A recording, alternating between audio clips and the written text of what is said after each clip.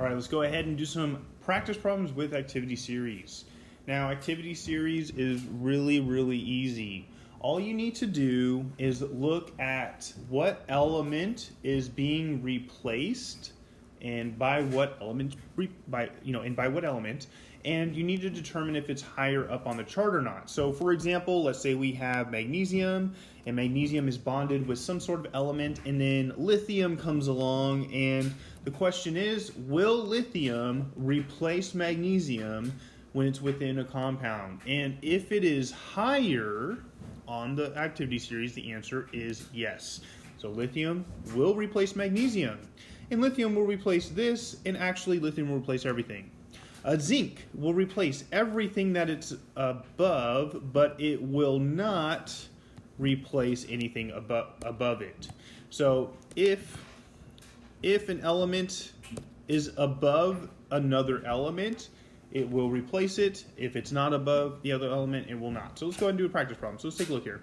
In this situation, we have zinc, and the question is, will zinc replace this magnesium in a single replacement reaction?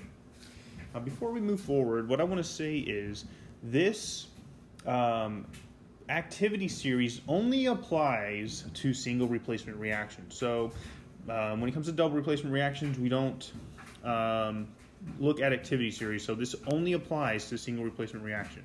And so the question is, will zinc replace the magnesium? And so what we do is we find zinc on here. Here's zinc. Here's magnesium. Zinc is lower than magnesium. So the question is, will it replace that? And the answer is no.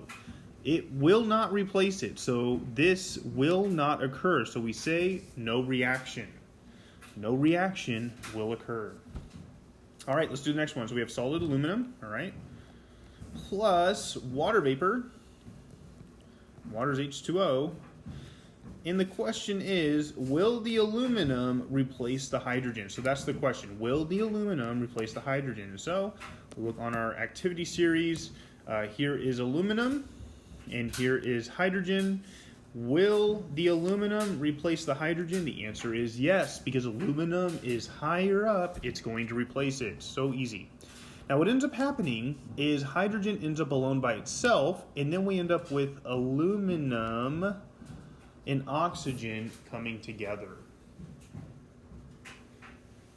Now, what I want you to do is pause the video. I want you to look at what I did, and I want you to say the 3 things that are wrong with what I just did. There's 3 things wrong with what I just did. So pause the video, and I want you to identify all 3, or as many as you can. All right, first thing, hydrogen's a Hofbrinkel. Hydrogen's a Hofbrinkel. When it's alone by itself, it gets a 2. That's the first thing. The second thing is you can't just throw aluminum and oxygen together. You've got to look at their charges and balance their charges to write the proper formula.